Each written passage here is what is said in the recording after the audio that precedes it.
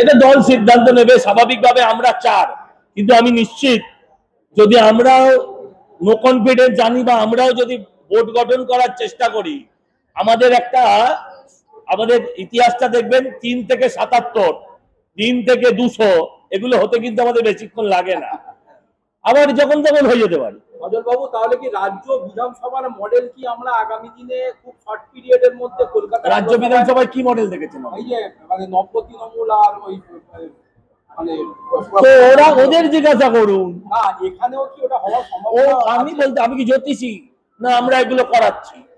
মুশকিল হচ্ছে ঋতব্রত বলছে বিজেপি কে গাল দিচ্ছে, আর ঋতব্রতর উল্টো দিকে কুণাল, সেও বিজেপির ষড়যন্ত্র দেখছে।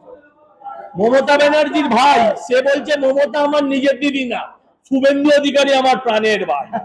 এর মধ্যেও বিজেপি, ওদের ঘর, ওদের দৌড়, ওদের রক্ত, ওদের জাত, কোনো কিছু ঠিক নেই, কিন্তু বিজেপিকে ঢোকানো চাই নুনের মতো, তাদের টেস্ট আসবে না খবরে। नहीं था, लेकिन वो सोचता है कि हम अंडा नहीं खाएंगे, हम जल्दी भाग जाएंगे। अब पार्लियामेंट में क्या हो रहा वो मैं नहीं बता पाऊंगा। अभी वो चू कित कित कित कित कित कित कित कित करने वाला किधर जाएगा? हाँ, वो 2 लाख का बैग, 3 लाख का चश्मा, 50,000 का जूता पहनने वाली वो किधर जाएगी, ये सब हमें नहीं पता। हम लोग छोटे प्यादे हैं, हम ये म्यूनिसिपैलिटी संभालते हैं, कॉर्पोरेशन संभालते हैं।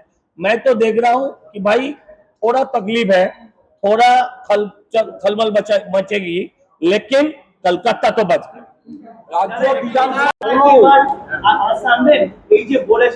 আরে বোর্ডের নিজের প্রতি আস্থা নেই, যার যে বোর্ডের নিজেদের প্রতি আস্থা নেই।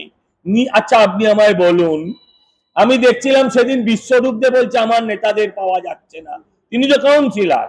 আচ্ছা আপনি বলুন, অরূপ চক্রবর্তী যথেষ্ট ভোকাল কাউন্সিলর, সে কার বিরুদ্ধে পদত্যাগ করছে? বিজেপির বিরুদ্ধে। তারক সিং কার বিরুদ্ধে চাললেন? বিজেপির বিরুদ্ধে। আরে যাবার সময় একবারও তো বিজেপিকেও দোষ দিয়ে যাননি আপনাদের প্রিয় মেয়র, তাহলে বিজেপিকে আনবেন কেন? আমরা সিদ্ধান্ত নেব কেন? সিস্টেম অনুযায়ী যেটা হবার সেটা হবে না। বর্তমানে মেয়র থেকে তিনি পদত্যাগ করার পর মেয়রহীন যে পুরো বোর্ড, সেই বোর্ডের ভবিষ্যৎ দেখুন, স্বাভাবিকভাবে মেয়র চলে গেলে এমআইসি ভেঙে যায়, বোর্ড ভেঙে যায়, কাউন্সিলররা থাকে, এটা একটা সাংবিধানিক সংকট দেখা দেয়। এক্ষেত্রে অ্যাডমিনিস্ট্রেটরও বসতে পারে, এক্ষেত্রে যদি পুর কমিশনার এবং চেয়ারম্যান এরা স্থির করেন যৌথভাবে, তাহলে আবার ভোটাভুটি হতে পারে কাউন্সিলরদের মধ্যে, যেটা সাংবিধানিকভাবে স্বীকৃত সেটাই হবে। কালি তার মাধ্যমে মেয়র যা এখানে টাকা পয়সা ওই পিওরলেস হসপিটালে হোটেলে ডেকে ডেকে টাকা খেয়েছে, সবাই জানে এটা। আর ইলেকশনের আগে স্যাংশন করেছে 200টা বাড়ি, তার মাধ্যমে ওই কালির মাধ্যমে প্রচুর টাকা খেয়েছে। সে যেখানে সেখানে ওই টিমের খেতে পারে ওই ভয়েই রিজাইন করেছে। আর কোনো কারণে 8 বছরে কিছু করেনি তো কি করেছে বলুন আপনারা? 8 বছরের মধ্যে কলকাতাটা কি সাজিয়েছে ওরা? তো বলেছিল লন্ডন বানিয়ে দেবো মমতা ব্যানার্জি। কোথায় লন্ডন হয়েছে? কোথায় লন্ডন হয়েছে আপনারা বলুন? কোনো জায়গায় কোনো লন্ডন হয়নি। আর শুধু ভয়ে, ওরা ভয়ে যে ওই অ্যারেস্ট না হয়ে যাক বা কোনো জায়গায় লোকেরা ওখানে জনগণ গিয়ে টিমের না মারে ওদের, সেই ভয়েই ওরা পালিয়ে বেড়াচ্ছে। আর ও তো সেট করে রেখেছে আগে থেকে যে আমি ওই 58 জনের সঙ্গে আছে না। কোথায় আমাদের এমএলএ আর কাউন্সিলর সজল ঘোষ বললেন যে 58-তে আনে 28-এ আছে জানা নেই, কোথায় আছে এখন, কে কোথায় আছে জানা নেই। সবাই ভয় পেয়ে চাইছে যে কোনো ভাবে আমরা ওই গুটিয়ে নিই আর চলে যাই এখান থেকে। সেই গুটানো আর কোনো কারণে ও রিজাইন করেনি। আর আরো আগেও বলেছিল যে আমি দাওয়াতে ইসলাম, মিনি পাকিস্তান, ও তো সেটাই চেয়েছিল। ওরা ওই দলটা এটা চেয়েছিল যে বাংলাকে ওই মিনি পাকিস্তান করে দিই বা দাওয়াতে ইসলাম পুরোটা করে দিই, সেটা করতে পারেনি। জনগণ ভালো উত্তর দিয়েছে, পুরো বাংলার জনগণ। আমরা খুবই খুশি যে ওরা দাওয়াতে ইসলাম বা পাকিস্তান মিনি বাংলাদেশ করতে পারলো না এখানে। এবার আমরা খুব ভালো করে আমরা এই কলকাতাটাকে সাজাবো, বাংলাটাকে আমরা সাজাবো খুব ভালো করে। নিধিরাম সরকার 2018 থেকে নিয়ে 2026 পর্যন্ত কত বছর হয়, ঢাল আর তলোয়ার সবকিছু ছিল, আর কাজ কি হয়েছে ওটাও আপনারা দেখেছেন। এই সবে 1 মাসের মধ্যে ঢালও চলে গেল, তলোয়ারও চলে গেল। মেন উনি নিজেই বলতে পারছেন না কেন আমি এই পদত্যাগ করলাম। ঠিক এই যে সজলদা বললেন প্রেসারে আছে, ওনার মুখ দেখেও বোঝা যাচ্ছিল।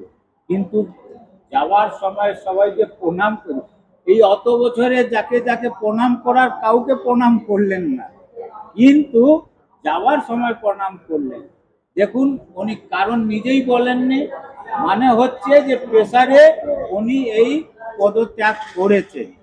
এই পদত্যাগ করেছেন, এরপরে যা সিস্টেমে যা কর্পোরেশনে কেন কালকেই আমরা শুনেছি আমাদের চেয়ারপারসন যিনি ছিলেন কোর্টের আইন মানে কোর্টের অর্ডার দেখিয়ে আপনাদের মাধ্যমেই জানতে পেরেছি যে 19 তারিখে হাউস ডাকা হবে। ওর আগেই তো ধর ধর করে চলে গেলেন, পদত্যাগ দিয়ে চলে গেলেন। এবার হাউস চেয়ারপারসন কাকে ডাকবেন কি ডাকবেন ওটা আগের ব্যাপার আছে, কিন্তু আজকে কলকাতা কর্পোরেশন বেঁচে গেল, না হলে আরো কয়েকদিন মেয়াদ ছিল কি হতো না হতো। গেঞ্জি লুঙ্গির হাত থেকে পুরসভা বাজবে। কি নিয়ে উনি তো বলেছিলেন যে আমাকে কলকাতার মানুষকে বাঁচাতে দিল না বলে এসে এত কেঁদেছিলেন, তাতে জল জমে গেছিল। লোকে ভেনিসের সঙ্গে লাইন মিলিয়ে বলে জলে ডুবে যায়, কলকাতার এমন অবস্থা হয়।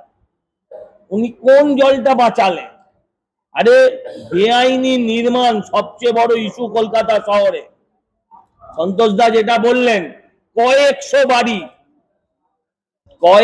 বাড়ি গত ইলেকশনের আগে 1 মাস ধরে স্যাংশন দেওয়া হয়েছে আনঅথরাইজ ভাবে। কয়েকশো বাড়ি, পুরো কলকাতাকে উনি তপসিয়া বানিয়ে দিতে চান, পার্ক সার্কাস বানিয়ে দিতে চান।